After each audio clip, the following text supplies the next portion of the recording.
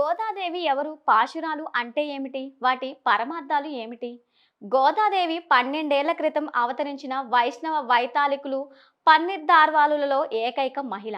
ఆర్వాలులు పాడిన నాలాయిర ప్రబంధంలో 4000 పాశాంకురాలు ఉంటాయి. వీటిలో గోదాదేవి పాడిన 30 పాశురాలకు అతి విశిష్టమైన స్థానం ఉంది. గోదాదేవి తనని తాను రేపల్లలో గొల్లబామగా భావించుకొని తమ మధ్యలోనే తిరుగాడే శ్రీకృష్ణ స్వామిని పగలంతా చూస్తూ సంతోషం, రాత్రివేళ చూడలేని తాపం, తెల్లవారివేళ కన్నులారా చూడాలనే తపన, ఆత్రతం కలబోసిన భావానురాగాల పారిజాతాల మాల తిరుప్పావలై. పాశురాల పరమార్థం. తిరుప్పావైలో ఉన్న మొత్తం పాశురాలు 30.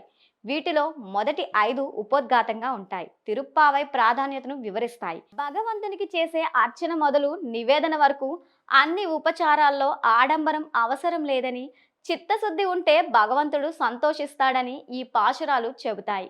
భగవంతుణ్ణి ఆరాధించటం వల్ల వానలు సమృద్ధిగా కురుస్తాయని, పంటలు నిండుగా పండుతాయని, దేశం సుభిక్షంగా ఉంటుందని వీటిలో ఉంది.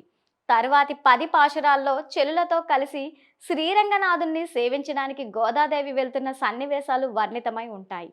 15 నుంచి 20వ పాశాంకురం వరకు గోదాదేవి చెలులతో కలిసి దేవాలయానికి వెళ్ళిన విషయాలు, అక్కడి శిల్ప సౌందర్యాల వర్ణనలు, రంగనాథునికి సుప్రభాతం పాడటం మొదలైనవి ఉంటాయి.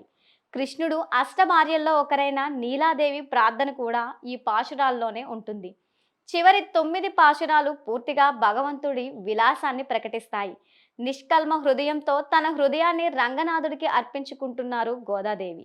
చివరి పాశురంలో ఫలశ్రుతి చెబుతూ ఎవరైతే ఈ పాశురాలను గానం చేస్తారో వారికి భగవంతుడి అనుగ్రహం తప్పకుండా కలుగుతుందని చెప్పబడి ఉంది.